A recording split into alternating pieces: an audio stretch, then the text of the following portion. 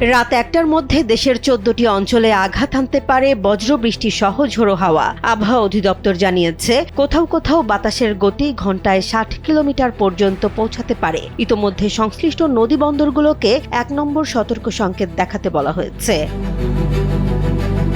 আবহাওয়া অফিসের সর্বশেষ পূর্বাভাস অনুযায়ী ঢাকা, ফরিদপুর, রাজশাহী, পাবনা, যশোর, কুষ্টিয়া, খুলনা, বরিশাল, পটুয়াখালী, নোয়াখালী, কুমিল্লা, চট্টগ্রাম, কক্সবাজার ও সিলেট অঞ্চলের ওপর দিয়ে বৃষ্টি অথবা বজ্রবৃষ্টি সহ অস্থায়ীভাবে দমকা কিংবা ঝোড়ো হাওয়া বয়ে যেতে পারে।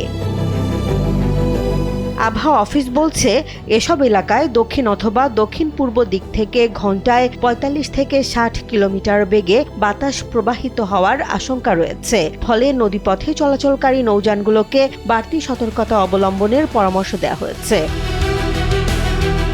বিশেষজ্ঞরা মনে করছেন, বর্ষা মৌসুমে সাগর ও স্থলভাগের তাপমাত্রার পার্থক্য এবং বায়ুমণ্ডলে অতিরিক্ত আর্দ্রতার কারণেই এ ধরনের আকস্মিক ঝোড়ো হাওয়া তৈরি হচ্ছে। সন্ধ্যা ও গভীর রাতে বজ্রবৃষ্টির প্রবণতা এ সময় তুলনামূলক বেশি থাকে। তাই যেসব এলাকায় সতর্কবার্তা জারি করা হয়েছে সেখানকার বাসিন্দাদের অপ্রয়োজনে খোলা স্থানে অবস্থান না করার পরামর্শ দেওয়া হচ্ছে। বিশেষ করে নদীপথের যাত্রী, জেলে এবং কৃষকদের প্রয়োজনীয় সতর্কতা মেনে চলতে বলা হয়েছে।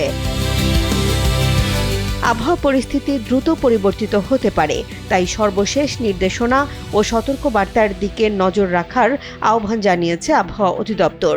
নতুন কোনো আপডেট এলে তাৎক্ষণিকভাবে তা জানানো হবে। জেসমিন জাহান, কালবেলা।